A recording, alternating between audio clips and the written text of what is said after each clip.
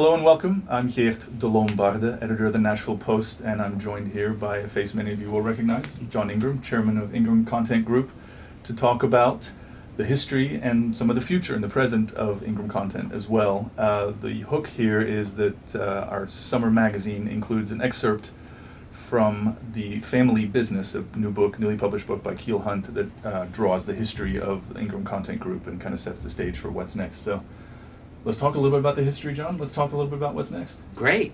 I'm looking forward to it. Happy to have you here. Appreciate it. Yeah. What caught my eye about this, and the reason we're standing here, is kind of reading back on the history of Ingram Content Group, and specifically in 1998, the discussions that you had that ended up being a signed agreement to be bought by Barnes & Noble that ultimately fell apart. Yep. But set in motion a series of decisions that really, as you looked at the business and the increasing digitization at the time, that really has taken the business to where it is now. Looking back at that episode, what's your overriding kind of emotion that you take away from that 20-some years later? Oh wow, that was a big moment, a big time, and really it was a culmination of looking at the marketplace and going, wow, we're a wholesaler, a middleman was our kind of core business, wholesaling books, buying them from publishers, reselling them to bookstores from Barnes & Noble and Borders at the time, kind of on down the food chain. Amazon was but a wee little guy at that point in time. But I was looking at consolidation was happening both among retailers, consolidation was happening with publishers, and I was thinking, boy, this is going to get to be really uncomfortable. And so that was part of the impetus was, okay, I think we need to change our position in the supply chain, that just being a pure middle person might be hard. So that was the start of it. Obviously it didn't happen. The Federal Trade Commission decided that was not something that they wanted to support. I think they were wrong, but it doesn't matter what I think, really. But it also didn't solve the problem. The problem was I thought we were that our position in the marketplace was feeling uncomfortable, and thinking, now on top of that, I've just made a couple thousand of my customers really angry with me. Pick sides, basically. Yeah. And I mean, at the end of the day, I think it would have been okay for them. I mean, if I thought it really was going to hurt independent booksellers, I wouldn't have done it. Barnes & Noble wasn't worried about independent booksellers. Yeah. I mean, independent booksellers were worried about Barnes & Noble. Sure. So it was kind of a one-way fear thing. But that's all aside. But it didn't solve the problem. Okay, what are we going to do going forward? I mean, that was, I can look back on it now and go, well, I certainly would have had a very different last 25 years. I mean, Sure. I don't know what it would have been. I'm not sure working at Barnes & Noble would have been a very long-term thing for me. So I can look back now and say, I'm glad it didn't happen because things have worked out really well. Yeah. In the years that followed, you obviously had to follow the industry, invest a lot in technology, digitization, e-commerce, those kinds of things, kind of upgrading. What do you think the company got right very quickly in that process, and what took the organization maybe a couple of years and a couple of tries to learn as the technology became so much more important? Gosh, one of the things that happened probably 2001 was, and this is after the Barnes & Noble deal fell apart, and we're trying to find our way and trying to say, okay, what are new and different things that we can do to add services to our offering, that have real margin and potential. One of the things I was most hopeful for was our print-on-demand business. It was still young at that time, and in 2001 was still relatively small, losing money, and what happened that year, Stephen King wrote this novella, a short novel, and he published it digitally. And it kind of set off this explosion of attention around ebooks. And this thought that, okay, ebooks are here, ebooks are going to take over the world. And it was right when we were in the middle of a major upgrade of the platform for Lightning. It said take it really from a toy or a small little thing to an industrial strength major manufacturing operation. And in the middle of that, I kind of had to make the decision of, do we add several $1 million more of investment to be able to deal with ebooks, Mm-hmm. doing fully booked downloads? There was no package to go buy off a shelf because, you know, You had to come up with a package. yeah. I mean, no, none of it existed. Yeah. So I mean, the real decision for me was, okay, do we add this to this platform that we're building or not? And bottom line is, I thought, well, if digital books is going to get to be, I mean, if digital is going to be important, and it felt like it was at some point in time, it's kind of like I felt like we had to do it. Now, it ended up, that moment, it fell flat on its face. So it was several $1 million of kind of dead investment. Yeah. Didn't make me hugely popular. Okay, I mean, Lightning was, already struggling to get there. So there were a couple of years where I was not the most popular person in my family. Right. Awkward dinner conversations. Well, yeah, board meetings, just things like that. Yeah. But we persevered, and I'll never forget. It was probably late 2004, maybe 2005. I started hearing references to Lightning, to this print on demand, as our print on demand, and I'm sitting there going, "No, wait a minute. Before you were talking about it was my problem and what are you going to do to fix it, and now that it's working, it's going to be our success." I was kind of like, okay, how does this work? And it took me a little while to kind of get used to it, but I came to really just kind of accept that I owned failure, and that we're going to share success, and it was really important clarity for me as a leader, and it was powerful, because at the end of the day, when there and it's happened multiple times since, there have been things where my folks be wringing their hands. I don't know if we could do this. I don't know if we should do this, and I could just kind of, once we talked it through, it just said, look, we're going to do it, okay? And if it doesn't work, I own that. Yeah. And when it does work, we'll all celebrate it. Do you go back and say, "Remember Lightning"? Oh yeah. You wear that one. Oh yeah. Yeah. And that's been effective, and I think it's real. I mean, I think the real thing is that leaders own failure, and leaders share success because nobody does it by themselves. Right. Not nowhere close. Yeah. True. Let's take a step back and talk about Lightning as one of the components. Today, the company has about more than 4,000 people, give or take. Yeah, more. Yeah. Closer to 5. Yeah. Nice, and that's the most it's ever had, I believe, right? Probably. There was a yeah. peak around that late '90s, and then it came Yeah. down. Yeah. What, as you look at parts of the business, what stands out to you as maybe the things where you're really paying extra attention these days, the way you might have to Lightning in the early 2000s? Well, I'd like to believe I try to keep one foot in today, and one's always searching for that next thing to step up to, and so it's interesting that you should ask, because I just had a conversation yesterday about NFTs, non-fungible tokens, and how those might play in the book business. Okay. And I would say even a few weeks ago, I'm seeing Elon Musk talking about not just Bitcoin, but and making what I thought was a joke about the fact that about how much energy consumption is used in making the tokens or the building at least the Bitcoin stuff. And I thought he was joking. I was like, come on, this is digital. I didn't realize all the computations that go into that. So that's my way of saying how little I really understood about it. Yeah. On one level, but I think there's a real role for that for books, and I mean almost any piece of content. Just in terms of the authentication and the... Well, and the fact that each piece is unique. Yeah.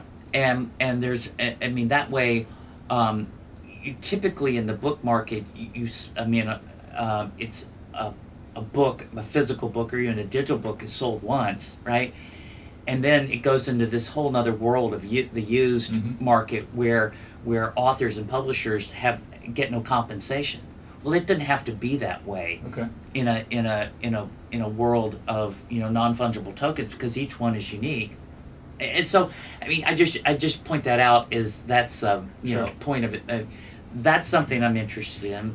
I think there are all kinds of new models for that will include selling content, new different models of digital book clubs and ways to discover content. And I keep reminding, every time I come across one of these, I always remind, I'll call them up and introduce myself or whatnot and say, look, authors and publishers love talking about their content, but don't forget they equally love selling it. Yeah. And I said, and we are really well positioned to be so much of the plumbing and infrastructure on the back end of making that easy for you to do. Yeah. Because the book business, with all the success that Amazon has had and others have had in terms of the e-commerce world, it still exists. It didn't get destroyed the way that so many people predicted. I want to say the pandemic was really positive for book reading in general. I guess we were all trapped, more or less, and books, whether one prefers reading physically or digitally, was one way to escape. Yeah, I know. I got tired of looking at the same digital screens. I mean, more books last year. It just was a moment for that, and I think that's kind of continued on. Certainly, our business has been strong into 2021 as well. Yeah. When the pandemic hit, was it a matter of figuring out where you needed to invest, or was the scale that the company had already there, and it was just a matter of being open to whatever might come here in the next couple of months or quarters? We do a number of different things, but it was, it was really fascinating. I think the country really shut down about March 13th. I think may have been the day that, and between March 13th and March 16th, our core business and a lot of it is shipping books to people's homes on behalf of retailers and publishers. That business went up 300% in 3 days. People recognized quickly this was going to take a while. It was like a rocket shot. Wow. And it didn't stay at 300%, but it stayed above what I would say are normally our busy season levels, which is kind of Thanksgiving through Christmas. It's remained above that, and it's really an illustration of we had the infrastructure and the competence and the capabilities and the scale to be able to step into the breach and do that, and provide, get books to people, along with the Postal Service and UPS, FedEx, all those people. One of the other things people don't really know is that I guess it was yesterday, the day before, was the anniversary of the murder of George Floyd in Minneapolis. Not one of our country's greatest moments, by any means. But that event last year triggered a huge desire for content around racism, social justice, equity, things like that. Well, the pandemic had created an absolute mess of the printing world too. And our ability to print on demand for the titles that we had in our print on demand business, in the month of June, 50% of the New York Times bestseller list for softcover nonfiction was basically sole source from us. It was all these type of books. That extra capacity that needed to be there in that moment. We made over 400,000 of these titles in like a 3 or 4 week period. And because we were, publishers couldn't, the normal printers that they might have wanted to get, they couldn't, they weren't functioning. Yeah, or it was just going to take too long. And it was both. Yeah. Yeah, and that's one of the things about the book business, about is, people ask, well, how often do events like that happen? And the truth of the matter is, every day. There's always something that's popping every up. day. Yeah. And, any publisher that would be listening to this, and it's somewhat self-serving for me to say, but it's also self-serving for them, is every title that they could put into print on demand, that they could make available, they ought to do it. Because it doesn't mean they have to flip the switch to make it available, but it's as easy to activate it as literally going to your computer and flipping a switch, and then it's available and people can get the content. Because something could happen that all of a sudden it becomes the And thing. it does every day. Yeah. Every day. That's interesting. Kobe Bryant's helicopter goes down, this happens, that, I mean, it's just every day. Yeah. And as consumers, we're conditioned to going to places and saying, I want that now. I want to learn more. Well, and not only that, typically our the amount of time our attention span is pretty short too. Yeah. I mean, if we can't get it pretty quick, we're on to the next thing, Very right? true. Yeah. Yeah. So, thinking about the decisions you made 20 years ago in this context of things flaring up and having to have the capacity to react, how do you make long-term technology platform decisions and feel good about that's the right way to go for the next X years, knowing that who knows what happens and changes in terms of the technology or anything else? I'm less concerned about the technology because it's always changing. The key thing is what is the service that you want to provide? Why do you want to do it? Mm-hmm. What's the value it adds, and is that sustainable? I mean, it's not. We've changed out the technology in terms of the printers that we use at Lightning 3 or 4 times. I mean, wholesale from this manufacturer to that to this, and we use all kinds of different kinds. And honestly, I don't really care. I mean, and as the point is does print on demand make sense? I mean, is there a real business rationale for it? And do consumers like it? And the fact of the matter is, the books that we make today are basically indistinguishable from ones that publishers have the more traditional people make. So, as long as you get it, as long as you as a consumer get your content when you expect it, you don't care where it comes from. So the real point is technology is a vehicle, okay? And you try to use whatever the best technology is, but the point is, what are you solving for? And what is the pain point that you're trying to fix? Because I'm a big believer is we as humans like to be out of pain, whether it's physical pain or the pain of something being complicated or time consuming or not up to our expectations. Yeah. If anything, we become more demanding over the years. We're more demanding, and if you can solve for that, then you go figure out what technology. I mean, if you can come up with hey, there's an opportunity, then the question is, okay, then you go find the technology to help you solve the pain point or take advantage of the opportunity. Yeah. One division of the company that caught my eye in the book was Ingram Spark. Yeah. Which addresses the independent publishers and the small authors that can print a small run or relatively big run too. That's $100 million business since it got started 8 years ago or so. Yep. What does that tell you about just the market for independent type of content? We all have stories. Yeah. I mean, and we all have things, I mean, in us, whether it's a family history, with the, about, and that was kind of, I wanted to do this book because I want to get the history down, selfishly for my family. Yep. and for our employees and to do it.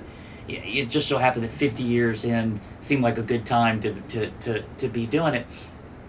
But the back to Spark for a minute.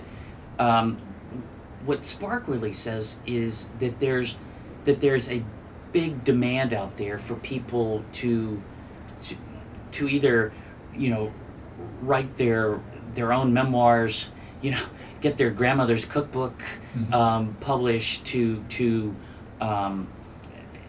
put together photos and sayings or poems that go with it. I mean, when you see what people's interests are and what is produced. I mean, it is all across the map. Yeah. Almost an extension of social media in a way, it sounds like. Well, it is. Yeah. I mean, it's just. I mean, it's yes, but in more of a collection of all the little snippets Yeah, of exactly. Instagram More or coherent. I don't know sometimes. We hope. But you know, and it you know, Ingram Spark, you know, there are individuals that use it, and they're, you know, people that incorporate in some sort of way. I like to say the difference between a publishing company and just an independent person is, you know, creating an LLC, right? And you know, we have no judgment about what people want to create. Mm-hmm. We just want to create an intuitive vehicle that makes it relatively easy for them to produce it, and combined. If you want physical versions, right? Combining it with our print on demand means, if you want one, you can have one. If you want 10, you can have 10. You want 25, you have 25. You want 1,000, you have that. Yeah. You have exactly what you want. And that's one of the powers of our print on demand model, is we go from one to many, whereas traditional printing tries to go from many to one. That's really painful. Yeah. And hard. Yeah. So Yeah. I like going the other way. One too many. Again, there's that pain point again.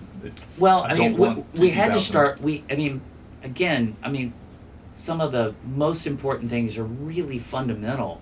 You know, like having an economic order quantity, being able to produce one at a time. And I knew we had to do that because I knew that, I mean, at the time when we started Lightning, that we may have been shipping, you know, 45, 50 books on average to a bookstore. But it wasn't 45 or 50 of the same books. Mm-hmm. It was probably 30, 40 different books, right? So if you were going to somehow make those on demand, it didn't make any sense to say I have to make 5 of these or 10 of these and throw 9 of them away. Yeah. That makes no sense. Yeah. You have to figure out how to make one at a time. Yeah. Pay for a warehouse that.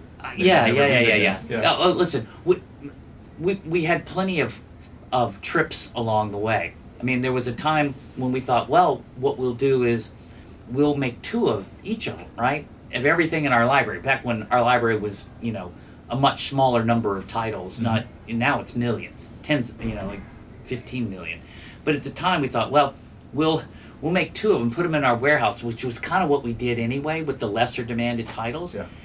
And so I like to say, like Noah, we marched the animals 2 by 2 into the ark. For them, most of them never to leave again until we took them out and destroyed them. Yeah. And you know, we'd already paid the publishers for them in the whole 9 yards. So that was an expensive lesson.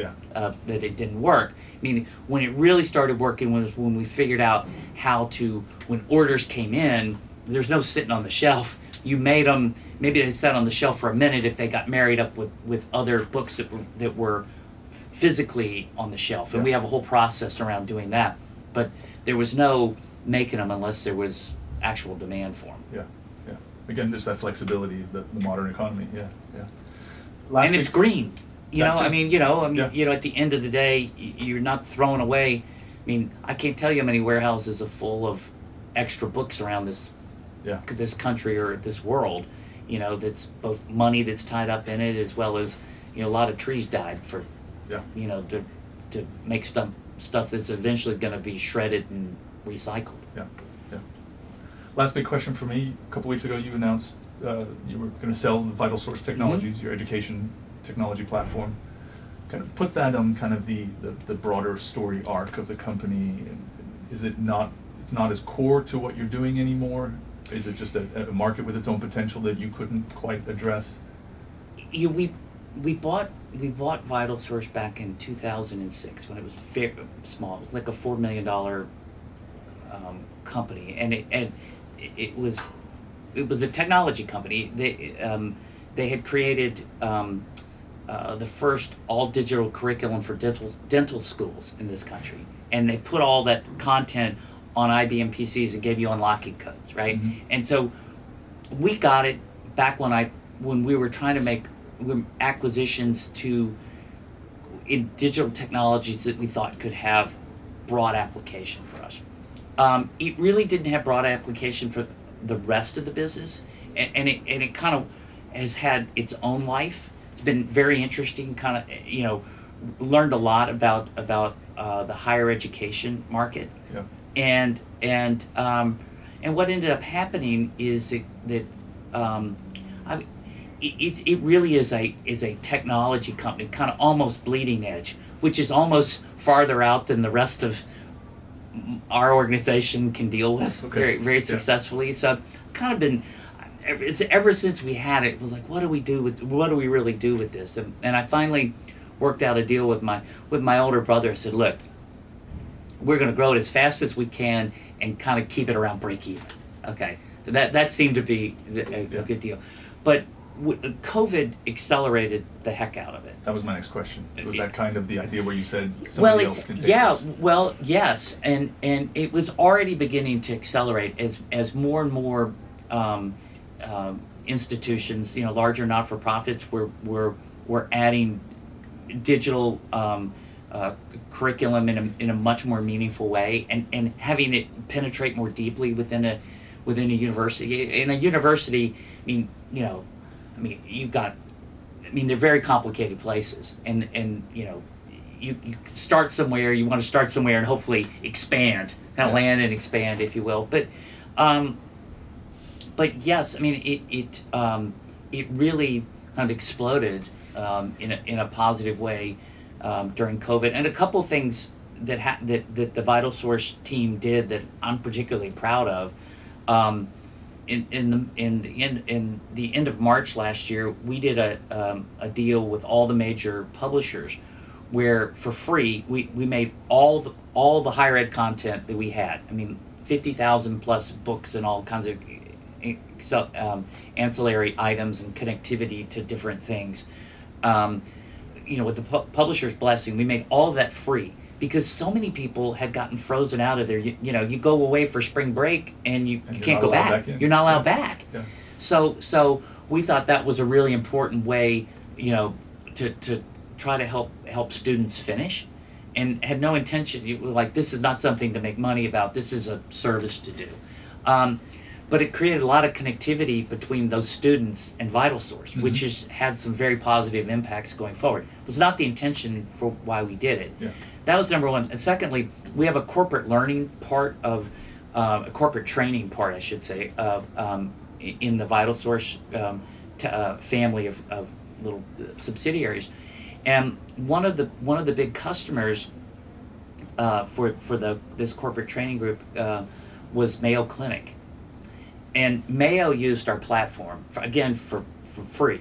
We let them use it because they had like 1,500, they did COVID certification training for like 1,500 operating room nurses. Because if you remember, all elective surgery was shut down, Yeah. right? And so you had all these people, all these very competent high-end nurses, but they weren't certified in COVID care. So we were like, use our platform and get these people certified. So from just a human point of view, that was a good thing to do. It's the right thing to do, but the easy thing to do too. Well, it was all of it, all of it, and I'm glad we did it, and hopefully it helped a lot of people. Yeah. Good.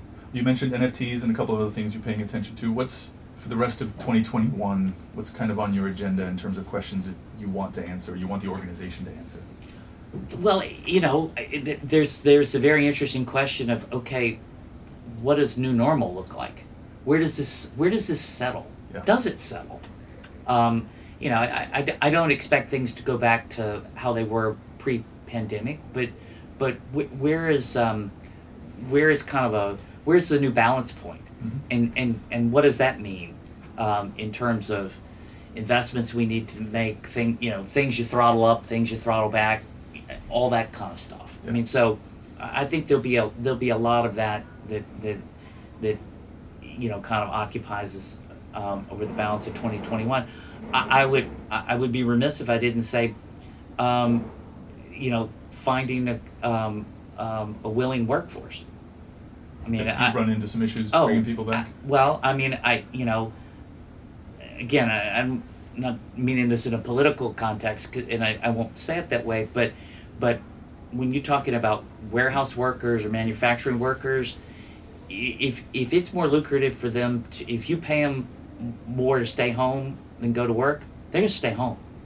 Yeah. That's their mentality, and so that's made it really challenging to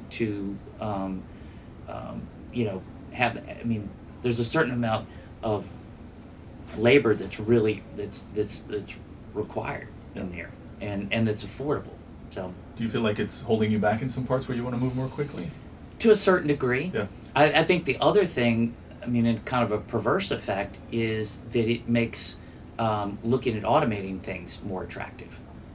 You Sure. know, because if you don't have a reliable, affordable workforce, you got to figure out how to substitute for that. Yeah. Yeah. Especially if you're counting on that workforce being X% more expensive, given the market. Yeah. I mean, that's kind of one of those perverse effects that, you know, you want a $15, $17, $20 minimum wage. In a lot of ways, you're going to create a lot fewer of those jobs because people, you know, businesses are going to look at that and say, I now can afford to automate that Mm-hmm. that ROI activity. becomes more achievable. Yeah. Well, when the dust settles, we'll hope you come back and share some of the answers. Thank you. Well, you know, there's more to be said about this. You know, like, you know, we've got soccer now, and that may be its own book. Yeah. I may let somebody else write that one. But no, it's exciting, and you know, you know, last thing I'll say, I think our content business is well placed to be a great service provider. You know, we've really become a publishing industry service provider, and we're aligned such that the people, you know, we do well by helping the people that we serve do well. And so, you know, it's not we win, they lose. Yeah. You know, we win by helping them win.